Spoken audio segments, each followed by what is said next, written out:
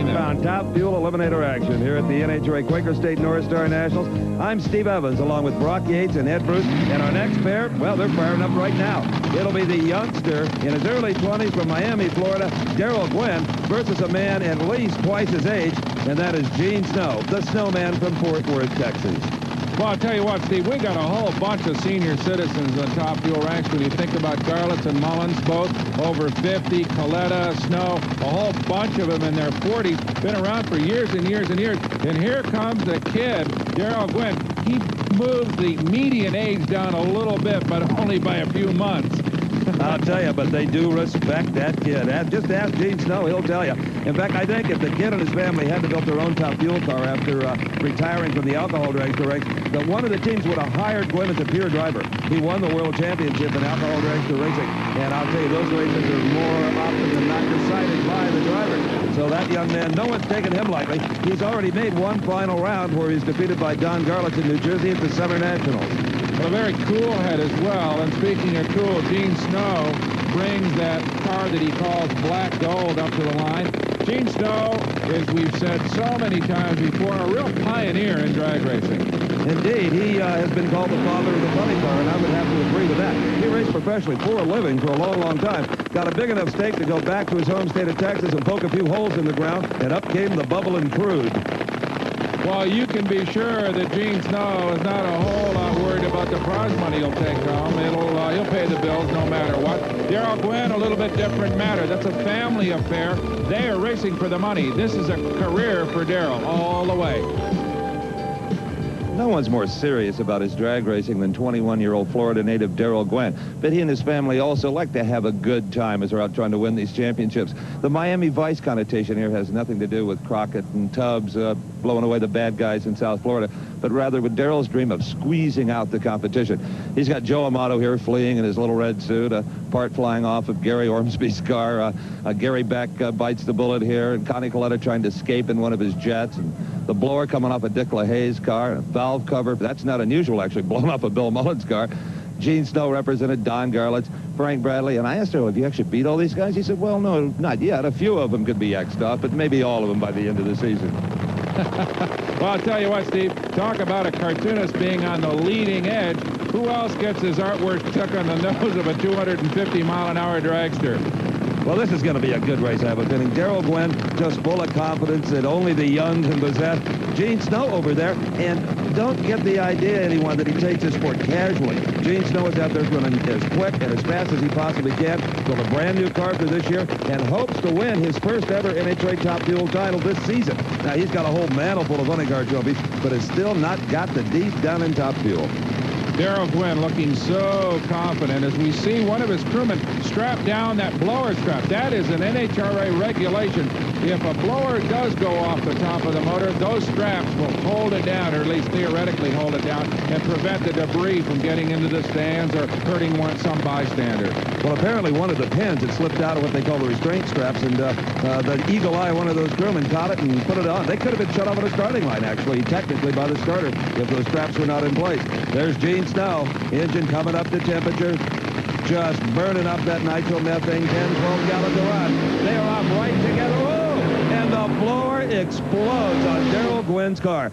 The first time that young man has experienced that almost atomic bomb-like explosion. And this was a bad one. This will hurt that team, Brock. To lose that fuel system and supercharger could put them back.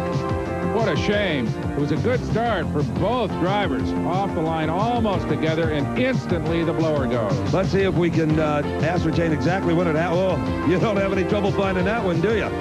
Now, there's little parts and pieces all over the drag strip, but the bulk of the blower and the injector are retained on the car by those straps. Here we see it from another angle.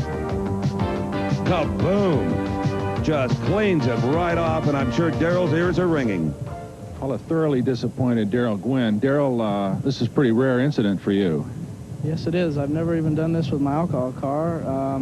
Seems apparent that the rear end broke, because we had it plenty safe for this first round, and I couldn't imagine what had happened. I mean, so the rear end broke and it just freed on the engine and the blower went? Right. It was in the middle of tire shake, and I think the tire shake had a lot to do with the rear end braking, because it shook really violent. Boy, we just checked the rear yesterday too. that shake does a lot to these cars. Oh, I can imagine. The wind or the low temperatures don't think had any effect on it. It was just something could have happened on any racetrack. Yeah, we were ready for today. It's just one of them things. We felt pretty good going to this race. We run better, more consistent than anybody here. We felt really good about winning the race, but the bugs got us. Yeah, well, I guess that's what this sport's all about, isn't it? You can never get rid of the bugs. It's true. We'll be there at Indy, though, next week. Good job so far. We'll see you next week, couple weeks. Very much. Well, that's a down young man that was talking to Brock Yates. He's staring at about $2,200 worth of damage. And on their racing budget, that puts a pretty good dent in it. Well, you can already hear them back at the starting line. The next pair of top fuel dragsters are fired and ready. And, Brock, we have got the defending world champion, Joe Amato. He'll be going up against the always tough Gary Ormsby. Yes, Steve, and neither one of these guys face any real budgetary restraints. These are two of the best funded teams in top fuel competition. Joe Amato, of course, a guy who we know well as being in the big parts distribution business in Pennsylvania, and a very prosperous young man, done a good job. Ormsby, on the other hand, done very well in the car business in California. But while Ormsby was working his way up in the car business, he paid his dues racing on a shoestring. Look at the steam coming out of the back of that car, Brock. That engine is mighty hot. It doesn't look to be oil smoke. It looks more to be steam out of the motor. Of course, we're dealing in a very cold day. If the temperature were warmer, you might not even see that steam. It could be. These cars, they've noticed the drivers are taking their time about staging because engine temperature very critical here, and it is very slow to come up. It is Gary Ormsby off the mark first. Ormsby smokes his tires just slightly, gets back on the throttle. Here comes Amato. It's not enough. Both of them burn their motors up. Ormsby is on fire. That'll go out, I think, rather quickly. Looks more like a header fire than anything else. Ormsby won it on a whole shot. He ran 5:57 to Amato's 5:54. So the slower of the two cars wins the drag race, and that's because the lanes are independently timed. The clocks don't start till the front wheels move. And speaking of front wheels, look at Ormsby just dance them on the pavement. That is a perfect balance between power and clutch. He also did a very good job when the tires started to smoke, just lifting enough for that smoke to dry up. And at the finish line, at this point, I don't think either driver knew who was going to win this. They may not have known when they got down to Brock Yates. This is the closest race of the day. Ormsby wins it on driving. It was a real tight race all the way. You just nipped him in the lights, huh? Yeah, I wasn't real sure if I'd won or not. You know, it was that close. Well, do you reckon you heard it real bad, or? Well, don't look too good, but we got more engines in the trailer, so that's the main thing. We'll be ready for the next round. Good deal. Congratulations. Thank you. So that completes the first round of Top Fuel. In the semifinals, it'll be Connie Coletta on a roll versus that man, Gary Ormsby. It will also be Gary Beck versus Gene Snow, and Snow has the lane choice there. Let's go to Ed Bruce. NHRA drag racing has been described in many ways. We all know it's fast and exciting, but it can be unpredictable too. Just when you think you see the winning car, something unexpected pops up. Let's take a look at an example of this unpredictability from a couple of years back. It was the Top Fuel final round action, matching Joe Amato in the near lane against Doug Krahulis in the far lane. Both drivers had completed their burnouts and were in the lights awaiting the start. Right from the start, Amato smoked the tires, giving a big advantage to Krahulis. Krahulis was out in front with Amato trailing. Then suddenly, at mid-track, there was smoke from Krahulis' engine, and Joe Amato pulled into the lead and took the Northstar's title. Joe Amato's victory, another one to chalk up to the unpredictability of NHRA drag racing.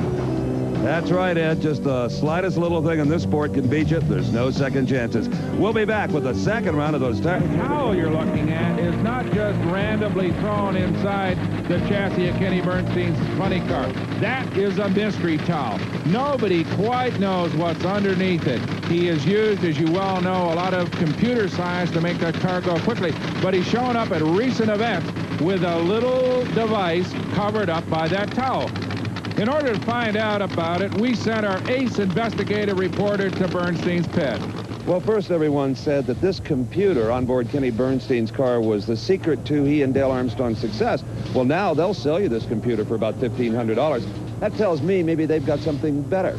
Now then, they said it was the aerodynamic body. That was the secret. Well, if you want one of those, just write a check for $2,400. They'll sell you a duplicate body.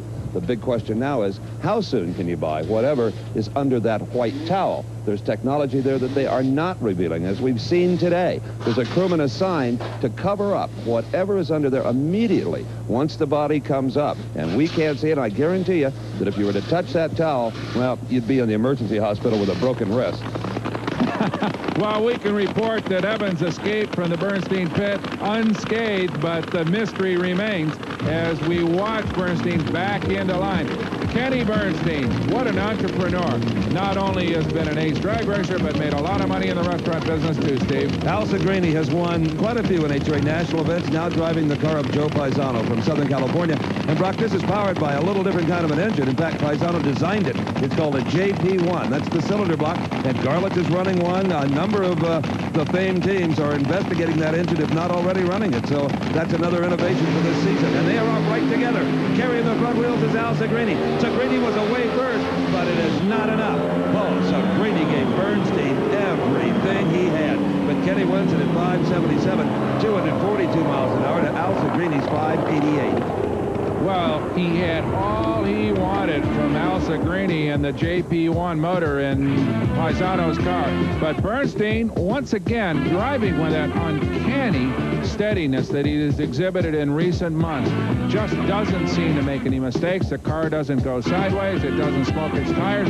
He just drills it down the drag strip every time. Got to be a source of major frustration for guys like Segrini, but a source of delight for Kenny Bernstein. Well, Kenny, a 577, you're still the quickest car in eliminations, but again, a little bit of smoke there in the lights. You don't like that? No, it's still hurting itself down here. We got a #1 cylinder that's been eating on us now for 3 days, and it likes aluminum, it seems like, but they'll keep stepping up, and you've seen the times coming down. Once we get to where it'll live, it'll run, I think, a little quicker, but very happy for that one. So the situation now is you go back and put a couple of pistons in at minimum. Huh? Well, we go back and take that #1. I'm sure it's hurt again, fix it, and he'll richen that cylinder a little more, and he's just trying to catch up and get enough fuel in there and so that the air doesn't overpower it. Well, $50 pistons are really a cheap price to get those one lights. Well, it is. You'll take those every day. Kenny Bernstein goes into the semis.